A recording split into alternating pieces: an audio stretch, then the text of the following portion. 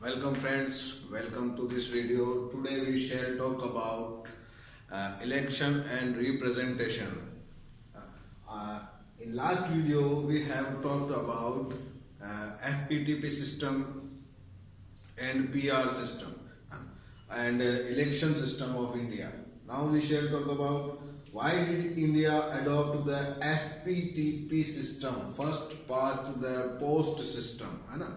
ये मैंने आपको बताया था सर्वाधिक वोट वाली जो एक सिस्टम है उसके बारे में. अब देखिए ये भारत के अंदर इस एफपीटीपी को क्यों अडॉप्ट किया उसके बारे में बात करते हैं. देखिए भारत एक बड़ा देश है ना, एक बिग कंट्री है और इसकी पॉपुलेशन भी लार्ज स्केल पर. तो ऐसी कंडीशन के अंदर यहाँ पीआर सिस्टम फॉलो करना थोड़ा टफ रहता है, थोड़ा मुश्किल रहता है, हार्ड रहता है. तो उसके लिए एक नया जो सिस्टम निकाला गया जिसके अंदर ये रखा गया प्रोविजन कि जो कैंडिडेट जैसे पॉपुलर है या लोकप्रिय है तो उससे जनता के प्रति रेस्पॉन्सिबल होना चाहिए. तो जनता जब उसको वोट देती है तो उसको इसी आधार पर वोट मिलता है कि उसको कितने वोट प्राप्त हुए हैं, है ना, कि उसे कितने वोट मिले हैं कि और उन वोटों से वो कितना आगे है, कितना विजयी रहा है. इसके आधार पर, इस बेस पर ये डिसीजन लिया जाता है. तो इसमें यूं होता है कि जैसे voters have to simply endorse a candidate and party. देखिए यहाँ वोटर्स जो होता है वो एक सिंपली वे में अपनी एग्री होता है या उसको सहमति देता है, स्वीकृति देता है, चाहे वह व्यक्ति खुद रिप्रेजेंटेटिव या कैंडिडेट वो खुद हो या किसी पार्टी का हो, है ना. तो वो पार्टी और रिप्रेजेंटेटिव दोनों के ऊपर इंपॉर्टेंस होती है. जैसे मतलब कि उनकी जो पॉपुलेशन उनकी जो कह सकते हैं हम उसकी जो लोकप्रियता होती है, उनकी पॉपुलैरिटी होती है, उसके ऊपर डिपेंड करता है.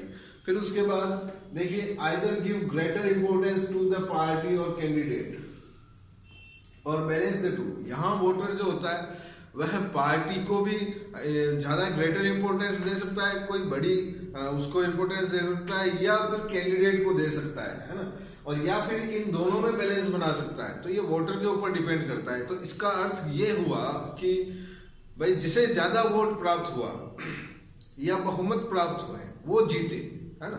कि भाई पीआर सिस्टम में क्या हुआ कि हर पार्टी के रिप्रेजेंटेटिव को वोट मिलेंगे, कम मिले ज्यादा मिले, लेकिन और हर पार्टी का उसी अनुपात में रेशो निकाला जाएगा और उसकी सीट फिक्स की जाएगी हाउस के अंदर. तो यहाँ ऐसा सिस्टम नहीं है. यहाँ जिस व्यक्ति को ज्यादा वोट मिले वो जीतेगा, है ना. ठीक. और फिर उसके बाद candidate is responsible for one locality. अब जैसे एक लोकेलिटी के लिए एक कैंडिडेट जब चुनाव फाइट करता है, इलेक्शन फाइट करता है, वो खड़ा होता है और वो इलेक्शन लड़ने से पहले कुछ बड़े बड़े प्रॉमिस करता है, वादे करता है जनता से कि मैं आपके लिए ऐसी योजनाएं लाऊंगा, वैसा करूंगा. तो ये जो चीज है जब जनता इससे इंप्रेस होती है तो इसी आधार पर जनता उसको चूज करती है. और चूज करने के बाद जब वो व्यक्ति जीत जाता है तो वो फुल्ली रेस्पॉन्सिबल होता है उस पर्टिकुलर उस लोकेलिटी के लिए, उस क्षेत्र विशेष के लिए जहां से उसने चुनाव जीता है.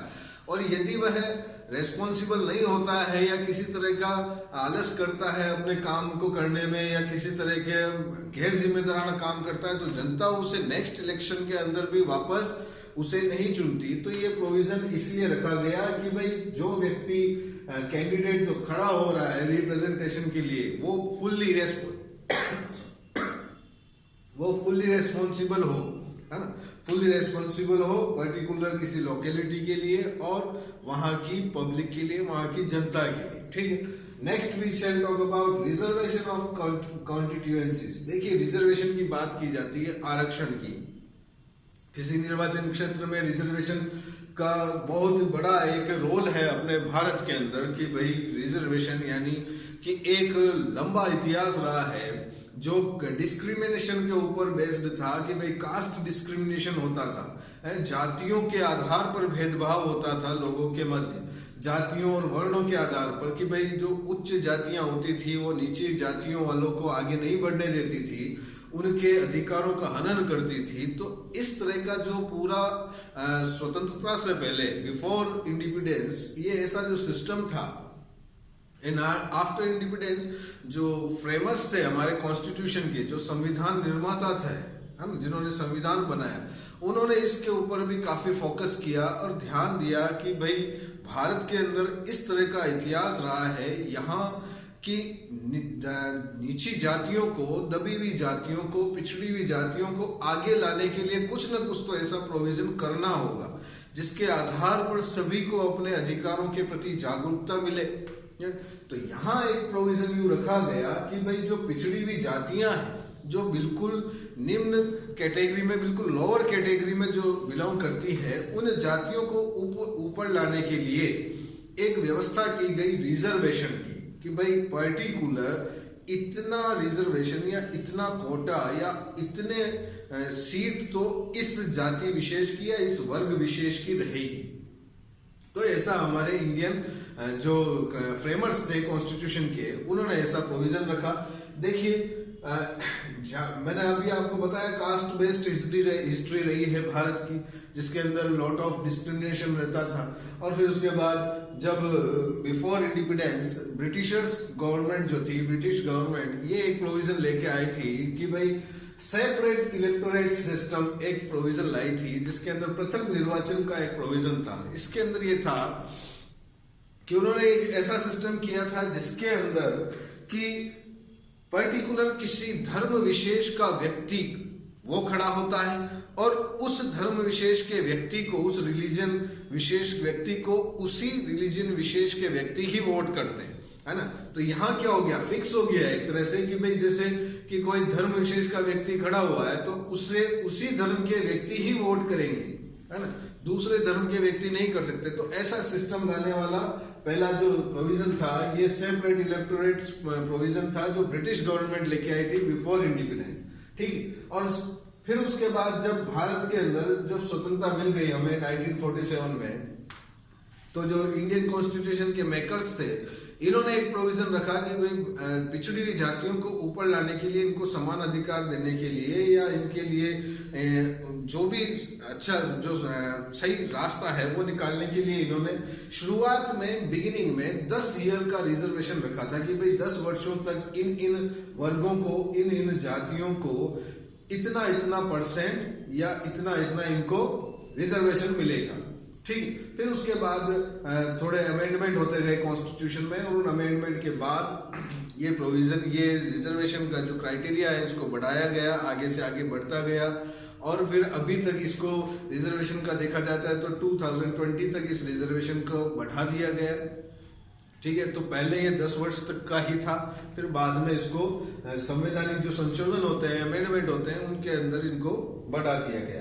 अब जैसे हम देखें, बात करें कि भाई अभी जैसे वर्तमान में कितना परसेंट किस किस को मिला हुआ है रिजर्वेशन, तो जो लोकसभा की जो सीट्स होती है 543, इनमें से जो शेड्यूल कास्ट जो होते हैं, एससी कास्ट जो होती है, मतलब एससी जो कैटेगरी है, उसके लिए 84 सीट फिक्स की गई है कि भाई इनमें से 84 सीटें सिर्फ शेड्यूल कास्ट वर्ग की होगी।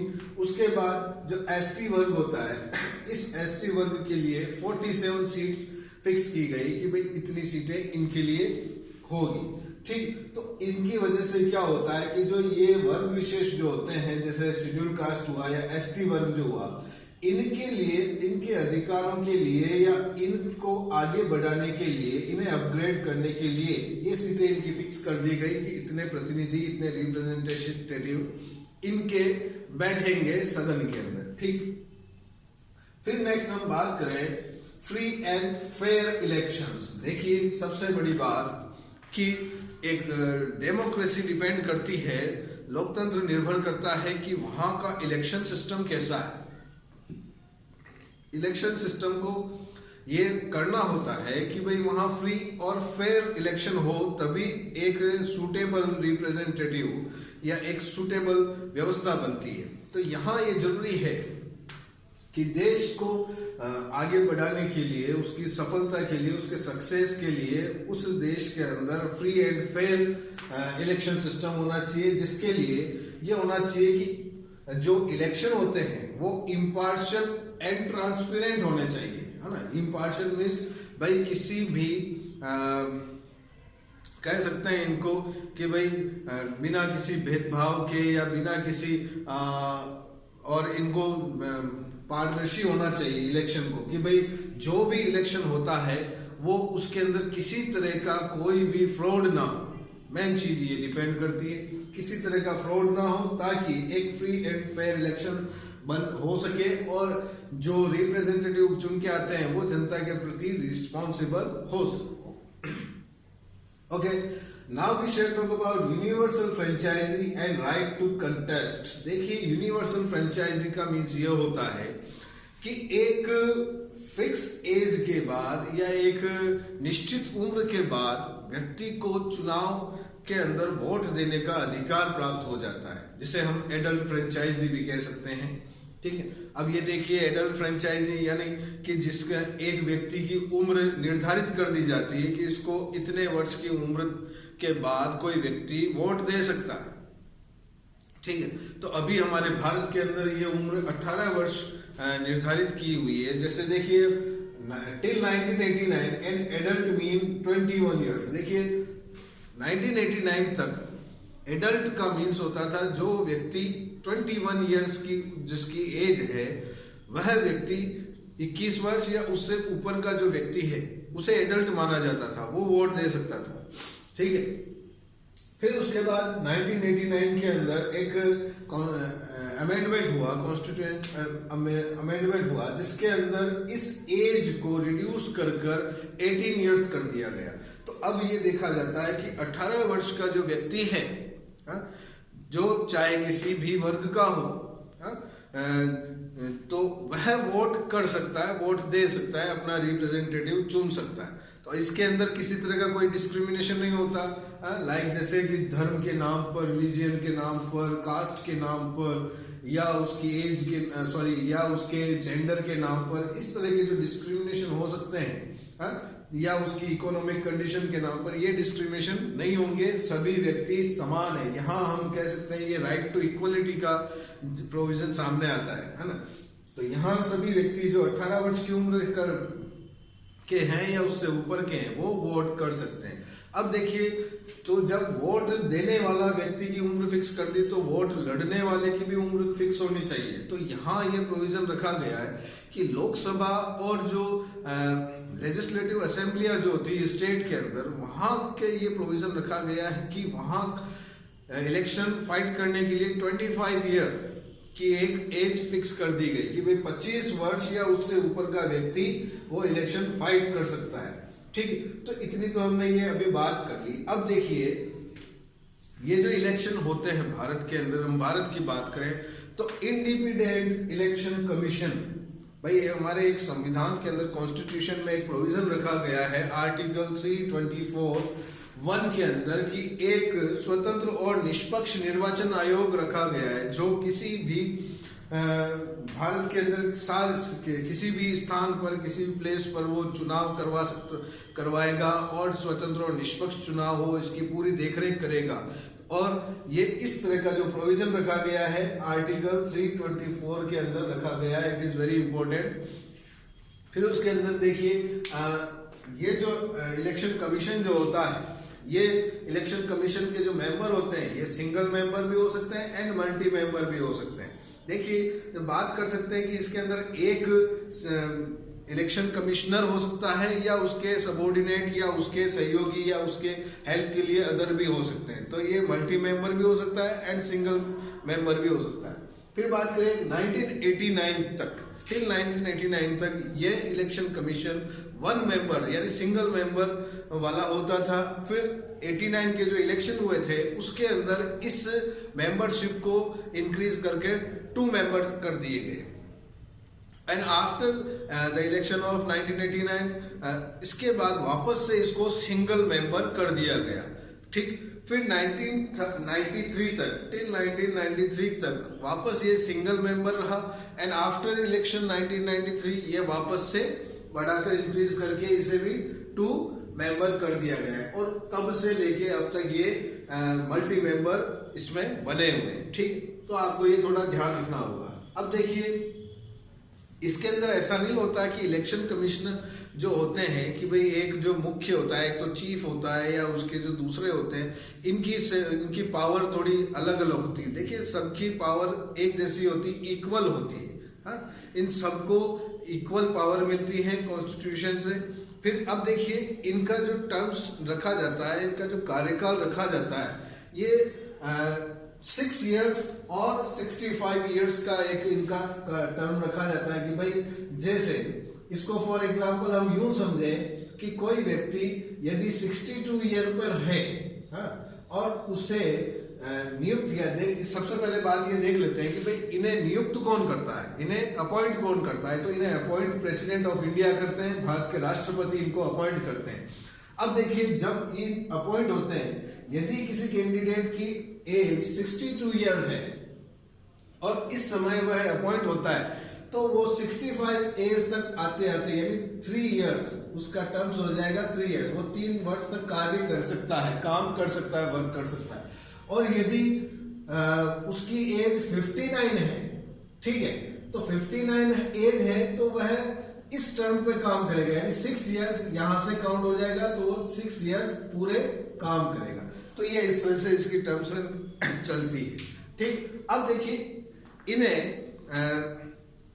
अपॉइंट राष्ट्रपति करते हैं और इन्हें इनकी पोस्ट से हटाने के लिए एक स्पेशल मेजोरिटी रखी जाती है।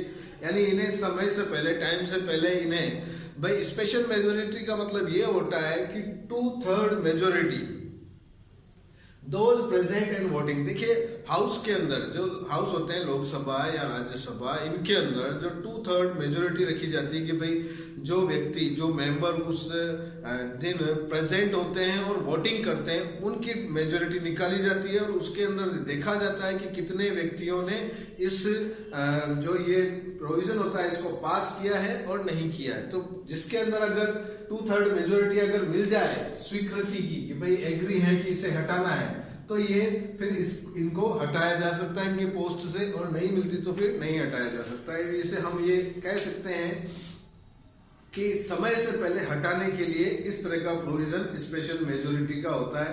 ठीक, अब देखिए फंक्शन ऑफ ईसी कि भाई इस इलेक्शन कमीशन के क्या काम होते हैं, कि क्या क्या करते हैं ये। देखिए, सबसे पहले तो इलेक्शन कमीशन रेस्पॉन्सिबल होता है स्वतंत्र और निष्पक्ष, फ्री एंड फेयर इलेक्शन के लिए कंट्री के अंदर। और उसके अलावा भी जो इनके जो कुछ जो काम है वो देखिए, नोटिफिकेशन ऑफ इलेक्शन कि भाई चुनाव की अधिघोषणा जारी करते हैं कि भाई चुनाव करवाने हैं। फिर सेकंड है डेट टू बी फिल्ड, देखिए, और डेट डिसाइड करते हैं कि किस दिन नॉमिनेशन, मतलब नॉमिनेटर जो है वो अपनी नॉमिनेशन फिल करेगा। After that last date for nomination कि भाई, और लास्ट डेट भी डिसाइड करते हैं कि लास्ट डेट रखी जाती है कि इस तारीख तक आप नॉमिनेशन कर सकते हैं। आफ्टर दैट कि डेट ऑफ विड्रॉल कि भाई अगर आप चुनाव नहीं लड़ना चाहते हैं, आपका अगर विचार बदल गया है, तो आपको डेट ऑफ विड्रॉल भी रखी जाती है इससे पहले, चुनाव से पहले, कि भाई इस तारीख तक आप नाम वापस ले सकते हैं। फिर उसके बाद डेट ऑफ पोलिंग कि भाई चुनाव की तारीख भी निकाली जाती है कि आपको कितनी तारीख या कितनी डेट को चुनाव होंगे किस पर्टिकुलर लोकेलिटी में। फिर उसके बाद डेट ऑफ काउंटिंग कि भाई चुनाव यानी मतों को गिनना, वोटों को गिनने की तारीख निकाली जाती है। फिर उसके बाद डिक्लेरेशन ऑफ रिजल्ट कि भाई रिजल्ट भी निकालने के लिए उसकी डेट भी निकाली जाती है। फिर उनके अलावा कुछ और कार्य जैसे होते हैं कि यदि इलेक्शन कमीशन को लग जाए कि किसी लोकेलिटी के अंदर इलेक्शन प्रॉपर नहीं हुए हैं, तो वहां ऐसी कंडीशन के अंदर वह उन इलेक्शंस को या तो पोस्टपोन कर सकते हैं और या फिर कैंसिल कर सकते हैं। ठीक, और या फिर किसी कैंडिडेट ने धांधली की है तो उस कैंडिडेट का भी नाम हटा सकते हैं, उस कैंडिडेट के अगेंस्ट भी कार्यवाही की जा सकती है। तो इस तरह के कुछ जो फंक्शंस होते हैं इलेक्शन कमीशन इसको पूरी रेस्पॉन्सिबिलिटी से करते हैं। अब देखिए, इतने सारे हमने ये प्रोविजन देख लिए कि भाई के फंक्शन भी देख लिए और अदर इनके और भी बातें देख ली। तो अब हम देखिए इलेक्टोरल रिफॉर्म्स की बात करें कि भाई जब चुनाव हम करवाते हैं तो उन चुनावों में यदि कोई ऐसा लगता है कि कुछ कमी है या कुछ इनमें और सुधार होना चाहिए, तो चुनाव में सुधार क्या होना चाहिए, ऐसा भी रखा जाता है कि भाई चुनाव व्यवस्था में सुधार लाने के लिए क्या प्रोविजन और होने चाहिए। तो इसमें ये होता है कि देखिए, सबसे पहली बात जो 1/3 जो सीट्स हैं वो वुमेन्स के लिए रिजर्व कर देनी चाहिए, चाहे किसी भी हाउस के अंदर हो, ठीक है। उसके बाद जो रोल ऑफ मनी होती है, जिसके अंदर इलेक्शन के अंदर पैसा पानी की तरह बहाया जाता है, उस रोल ऑफ मनी के ऊपर कंट्रोल होना चाहिए डायरेक्ट इलेक्शन कमीशन का, ठीक है। उसके बाद यदि किसी कैंडिडेट के ऊपर कुछ आपराधिक मुकदमे हैं, कुछ ऐसे केस चल रहे हैं, या वो 2 वर्ष या उससे ज्यादा जेल रह के आया है, तो ऐसे कैंडिडेट को इलेक्शन के अंदर फाइट करने का चांस नहीं मिलना चाहिए। तो ऐसे कुछ प्रोविजन होने चाहिए। फिर उसके बाद जो राजनेता या पॉलिटिकल पार्टीज के जो लीडर होते हैं, ये स्पीच देते हैं, चाहे किसी कास्ट से रिलेटेड दे या किसी रिलीजियन से रिलेटेड दे, तो इन स्पीच के ऊपर फुल्ली बैन होना चाहिए, है ना, क्योंकि ये स्पीच ही इलेक्शन को फ्री एंड फेयर नहीं होने देती है, और ये लोगों के बीच उनकी रिलेशनशिप को बिगाड़ती। तो इस तरह के कुछ प्रोविजन हमारे इलेक्टोरल रिफॉर्म्स होने चाहिए। तो friends, today we have talked about FPTP system, reservation system and free and fair elections and universal franchises and others. देखिए, आज हमने ये सारी बातें देखी हैं कि भाई फंक्शन ऑफ EC, आप इस लेसन के नोट्स बनाइए, और अगर नहीं समझ में आता है तो आप पूछ सकते हैं। You are welcome. That's all for today. Thank you.